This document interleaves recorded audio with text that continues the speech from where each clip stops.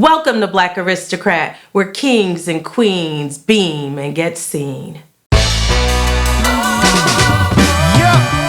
Yes! Black Aristocrat, we here! Yep! Yes!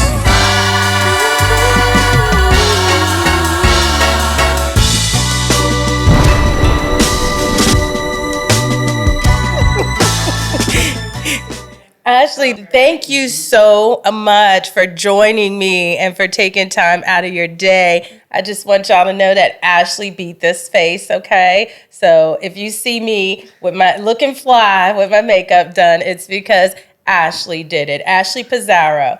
Just so you know, I'll say it. So, thank you. Hey, tell me, girl, I saw you the other day. You had this humongous billboard on the highway, and I was like, what's up with that? Tell me a little bit about that. Yes, so it's actually crazy because there's actually a backstory to that. Last year, I actually created a vision board with that billboard. So I actually drew it out. Wow. Not knowing like anything about it. I just was like, let me draw it out. I want to be on a billboard. And on the billboard, it literally said everything that was on like the real billboard like a year later. So I want my billboard to be on a major highway, right? 22 major highway within like the Lehigh Valley. And then I put like, I want to put #1 spa lounge in the Lehigh Valley. It was on there. Wow. I create one every year. And you said yours came to fruition about a year later. But I think that they work all the time. So it's so exciting to hear that you actually planned for that. So tell the folks, tell us how are you from the Lehigh Valley? Are you a transplant like me or? So I was actually born out here in Allentown, Pennsylvania. And then I lived out here for a couple of years. And then my family had moved to Florida till about like my junior year of high school. So I was about 16. My parents ended up splitting up. So I had a choice to either stay in Florida or come back to Pennsylvania with my mom. So I chose to come back with my mom. So my mom, just a little backstory about that. My mom was an immigrant from Colombia. So I'm Puerto Rican and Colombian. So they were married for like 2 decades. And she just like took care of the home. My dad always was the worker, provider. And when they split up, it was just like a tug. Like I just need to go with my mom, just be there for her. And also just be with a woman. You know what I mean? Because I'm still young. So I ended up coming back here with her. And looking back at it, I'm like, if I always say this jokingly, but I feel like it's really true. Like, if I decided to stay in Florida with my dad, I don't even think I would be where I am today. Wow. Because Florida is just like a whole different life. Like, I always joke around and say like, I would have had like 5 kids by now. I don't know what I would be doing with my life. The but stories they say. Yes, right, being a Hispanic. Puerto Rican and Colombian, baby makers. Yeah. It's like terrible, literally. But people, they say that. So that's why truth. You're like, I hate saying it. Yeah, it's the truth. So what part of Florida? So we lived in like Tampa, and then we lived in like Wesley Chapel for a little bit too. So we're just always in between those 2 little areas. Okay. Well, the Lehigh Valley is certainly lucky to have someone like you. Thank you. By the way, Ashley, I don't know if you mind me saying this, but I think you're in your 20s still? Yep. I'm 26 years old. I started my business traveling as a makeup artist since I was like, I started from like, it's crazy. I started from like a bedroom. Like when I was with like my ex-partner at the time, it was like our room, there was a corner. And I was just like, I think I was like almost right out of high school. So probably like 17. I've always admired like my sisters and my moms. They were always into beauty, like they would come with these crazy eyeshadow looks, and I'm just like, oh my God, you guys are so beautiful. And I was so young, so I was not allowed to like put makeup on, but I would just like lust over them, like, oh my God, your makeup is fire. So it's crazy because I ended up pursuing like the little things that they did. So I feel like they implanted those little seeds into me without knowing. Yeah. Wow. I mean, it's just wonderful. And so that, how long have you been in business here in the Valley?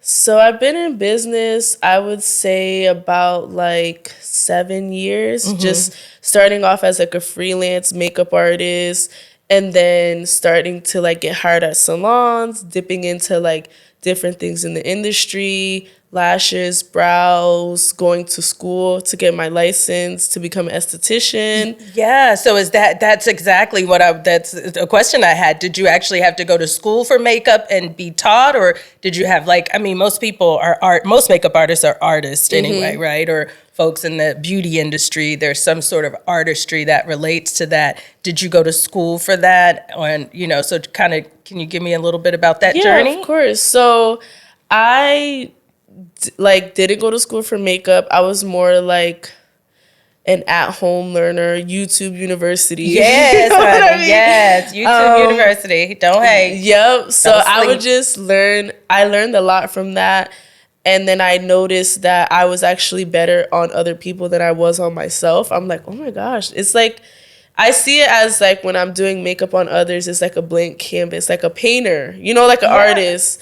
So I was just kind of, I was just doing that, YouTube and everything. And then I had a hard time getting into school. It was just so many trials that I went through to get to school. I should have went to beauty school back in 2016, but it was just so much. I went through like 3 schools. Wow. It was just so much. But my main thing was like, if you guys are not going to teach me how to do makeup like better than I know, then I don't want to come. Right. So I was like putting it off for a while. I did end up taking a class in New York. I think her name is Makeup by Jasmine. Beautiful makeup. And I just was like, I want to learn more and how they do it. So ever since I did that, I was so like pulled to like wanting to take different courses in different states and bring it back to the Lehigh Valley. So if you ever see how the New York makeup artists do it, they do amazing. Wow. So I took a one-on-one training with this amazing makeup artist out there, and she just like taught me so much.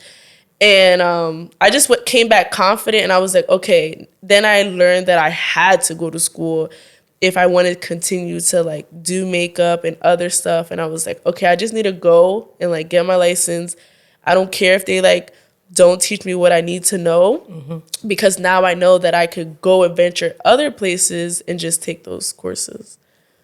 Wow. So what I'm hearing you say is that you made a tremendous amount of investments in yourself. I'm sure these classes that you took, they weren't for free, right? To go and work with these amazing makeup artists. And so kudos to you for investing in yourself. And that's something that a lot of people just fail to do. They won't take the course. It's one thing for us to watch the YouTube University and get what we get, but to go and follow through and get that extra coach and get that extra class and get that extra learning. That's just powerful in and of itself, that one, you didn't quit when you had the obstacles with the school. You didn't just turn away and say, oh, I'm not going to get my professional license. You went ahead and got the professional license and continued to learn. Yep. So that's pretty amazing.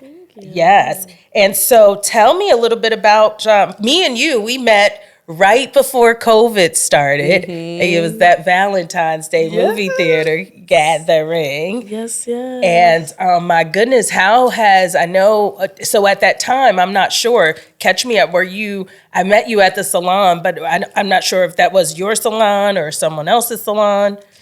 Yeah, so it's kind of funny how that happened. So my purpose was never to like work in a salon. I just always wanted to travel and like be freelance and just kind of be my own like boss. So this particular salon owner, she reached out to me numerous times before that.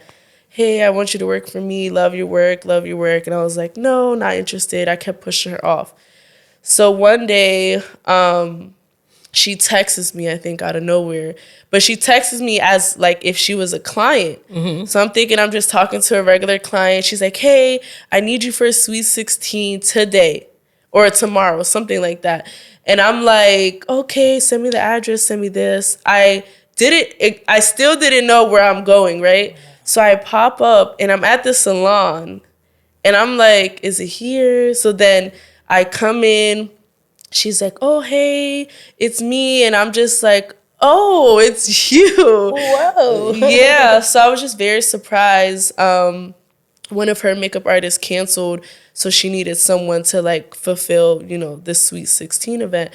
So I did all their makeup and she was like, wow, you did such an amazing job. She has such good energy. And she was like, I know we talked before and she was just so persistent. Yes. Like, I still want you to work for me. Mm-hmm. And I was just like, and at that time, I think I was like in between jobs or just very unhappy with what I was doing. And I felt like it was like God telling me like, this is what I want you to, what you're going to do. Because I remember just being at home before that and was just like, I don't know, I really want to do this makeup thing. And then for her to give me the opportunity, she gave me that opportunity on top of like, hey, if you want to make some money, I could even have you in here as my front desk girl. Mm. And I was like, okay, this is definitely coming from God because I think I left the job at that time that I was just unhappy with. And I was like, maybe this could fill that in and I get to do what I love, which is makeup. So I took the opportunity, worked with her right up until COVID when we met. But yeah, so it wasn't my salon, it was her salon. And then I started like seeing more of myself, taking more courses. I'm like, I could really do this, by myself. Wow. But yeah, it was like right before, me and you met, literally is how everything went down. Yeah, it was such a godsend. And then COVID was just something that just shocked us all. And then I was thinking, oh my goodness, what would I have done if I was in the salon, still at that time? Mm-hmm. Because, I had a background before I became, a lawyer and a real estate broker in hair for many, many years. And I'm like, my goodness, I guess we would have had to transition. What was that like? What did you do? How did you survive during COVID? Yeah, so obviously it was mandated all salons like shut down. Mm-hmm. No ands, if or buts. And it's crazy because right in between that time before COVID happened, I was already doing I started taking people at home and at the salon. So I started becoming split, going there, having clients at my house. So I come from, my dad just always working hard. I can't sit down. That is my problem. I have to be working. I have to be moving something. So when COVID hit, the salon owner was like, oh, you could just apply for unemployment or something. And then because you were a receptionist there too. So I'm like, okay. But me just to sit at home was just I still was I can't just sit at home and collect money. That's just not in me. I have to be doing something. And it's crazy because around that time too, I was leaving a really bad toxic relationship. Oh, wow. Really bad. So when COVID hit and you're living with that person every day for hours, it was just not good. So God just kept telling me just be still. You're not going to work. Because I was like, oh, I'm just going to find a warehouse job, something. I have to keep myself busy. And he just kept telling me, just relax. Don't go for a job. Don't do anything. Just stay home, relax, take your clients. And I was just that was just so hard for me. So I'm just okay, I'm just going to trust God. And that's when my relationship started really forming. Because I was always in church since I was young, but I never felt like I had a relationship with God. Really? Because I was just in church, but I didn't care for what they were saying, or maybe at the time I wasn't understanding it. And my parents would always be like, you know, you got to get up. You got to come to church with us when we were young. And then once we started getting older, they were like, you know what? We planted this seed in you. It's your salvation, not ours. You go if you go. Yeah. So I'm grateful for that they planted that seed into me, because that is when everything started coming up. Because after, my parents were just very strict. I was like, you know what? I don't care. I'm going to just do my own thing. Never really had a relationship with God, I feel like. And then that's when it really started forming, because when I tell you things like miracles, like things that you would not even think of. And at this time, I was also in beauty school. Wow. So in that program, I had to pay, it was like $7,000, $8,000 out of pocket. You can't do FAFSA, nothing. So all the clients that I would have, wow, I would save money just to put myself through beauty school. Wow. One day, and I remember telling my best friend this, and she was like, oh, you have to be joking. Because it was just like, God was just blessing me after blessing. And I would tell her these things, and she's like, no, you're joking. This is like, no. Like, it's like, doesn't make sense. And then one day I remember I got like, I owed the school left like $4,000 or something.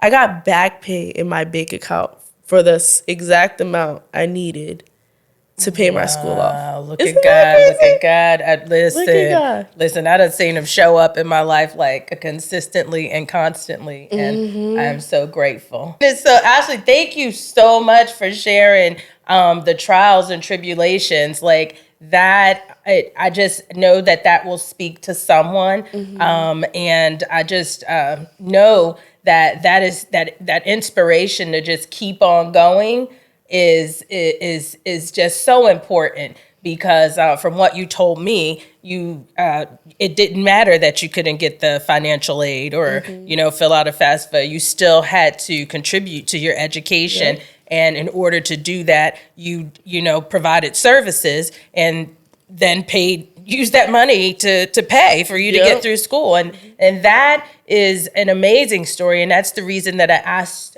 you to come to the show, Everything's Coming Up Roses. I asked you to be here because I knew that you would inspire the youth. You're in your 20s, you're young, you're getting it. So let's talk a little bit about your salon. Let's talk about your new salon. So how long has the salon been open? So we're going on 3 years in July. It will be 3 years officially having like my own storefront salon. Gosh, that is that's a lot. Yeah. So, and so at the salon, just tell us a little bit about it. So my salon is called Lovely Faces Spa Lounge and Master Academy. We offer lashes, brows, facials, makeup services, body waxing. And it's called Master Academy as well because I also teach my skills. That is something that I wanted to also be able to offer, is just me by taking all these courses and classes and seeing how much it did for me and changed my life and impacted what I do.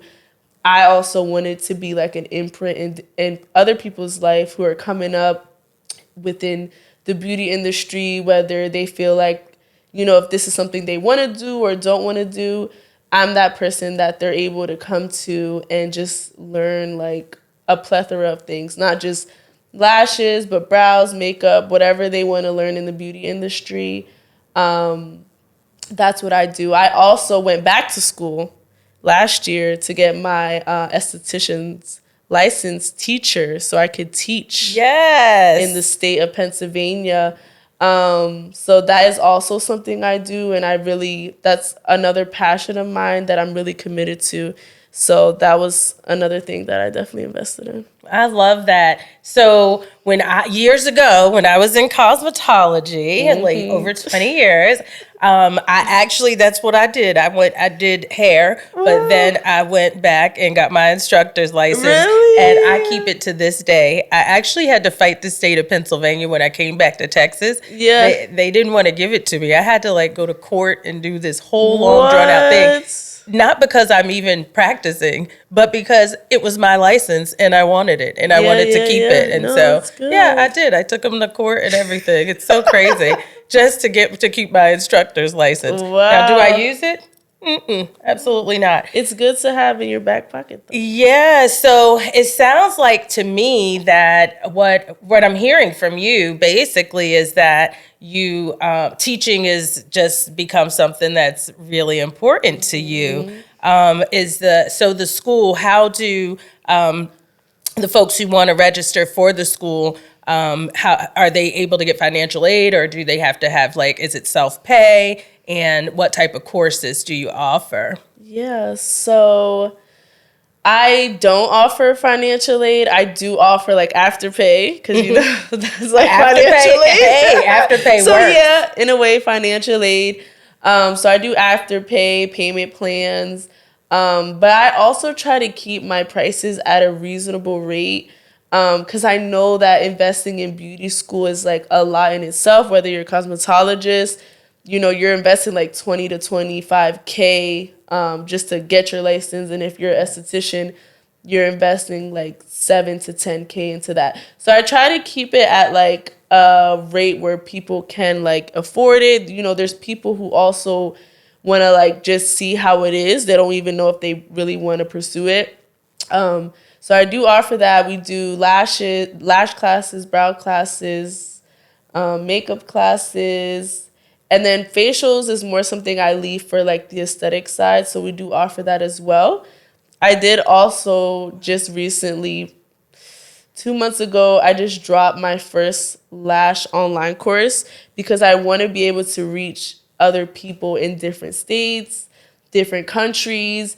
I'm also dropping a body wax class as well. So I'm trying to look for pretty much the pain points within the beauty industry that you don't really get taught in school. They don't teach you how to do a Brazilian wax. True. You know what I mean? True. And They still don't. And she's been going to school for, a long time ago. She has been there. So I'm just I'm trying to figure out the pain points and seeing what do people need that I can give to them as an esthetician and as an instructor. So I'm dropping the body wax class very soon. It's already done. Just needs to be dropped, obviously. And then I'm just going to keep going from there because I get to reach, again, just other people who cannot physically come to me. Not only people in different states, but people who are moms. They don't have time to come to the salon and teach, learn a class. I'm trying to reach out to people who also don't have the transportation to come. So it's just a nice thing. You could just be at home, learn a new skill, get certified in, and then make your money back double or triple. Okay. Yes, I think. Listen, that is amazing, and I believe me, I am a connoisseur of everything beauty. I mean, from the waxing to the brows to the permanent makeup to the everything. So I appreciate it. And it's such a needed service, and it's so amazing that you've taken it to the next level and you are instructing others, bringing it to them, and just the fact that you're thinking about other people in that way just shows that you just are just this amazing individual, and you just have such a bright future ahead of you.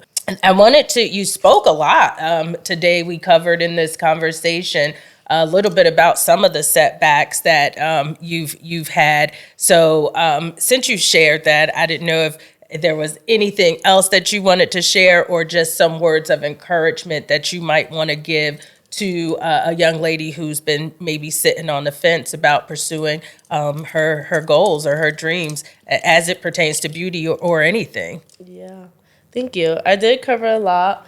And appreciate your time, even inviting me to be on your podcast. I really appreciate that. Yeah. So my words of encouragement would be, and this is what I say to everyone, is if you're scared, that is the perfect time to go after what you really want to go after.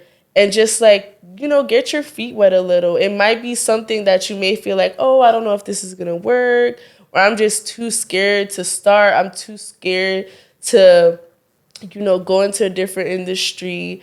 And that is when I tell people, like, if you're just scared, that's the perfect opportunity to do it, because you have to be scared, you have to be uncomfortable, and it will reward you forever.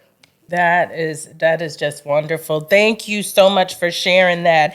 And so I just want to know if if all things being equal, what does an ideal life look like for Ashley Pizzaro? And I say that question to say, I don't know, what does that look like? Are you living it right now, or do you have some other plans that you'd like to see come to fruition?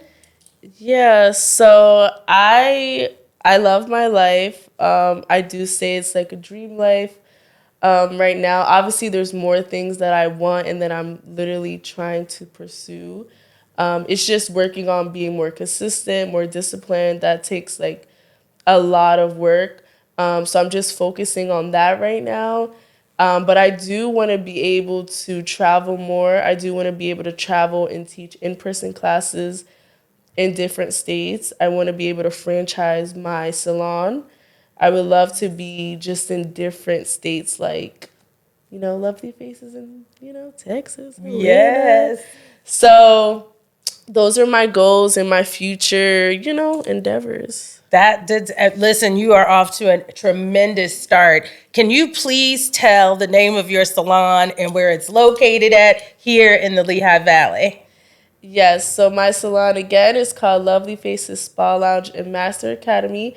We are located in Bethlehem, Pennsylvania, 813 Linden Street, salon number 12. You can't miss it. We have a big pink sign outside in the front and on the side of the building. Ashley, thank you so much for coming and spending time with me today. One of the things we like to do at Everything's Coming Up Roses is give the folks who deserve it their flowers. You are absolutely a phenomenal young lady. I have not seen many in their early 20s who are doing such amazing things, and then on top of it, giving back to others. And I just wanted to take this time to give you your flowers. Thank you. Thank you. I really appreciate it. Thank you so much for joining us. Be sure to subscribe right here, right now to our YouTube channel. You can also follow us on all socials at Alisha Melvin ESQ and #BlackAristocrats. Thank you so much for joining us.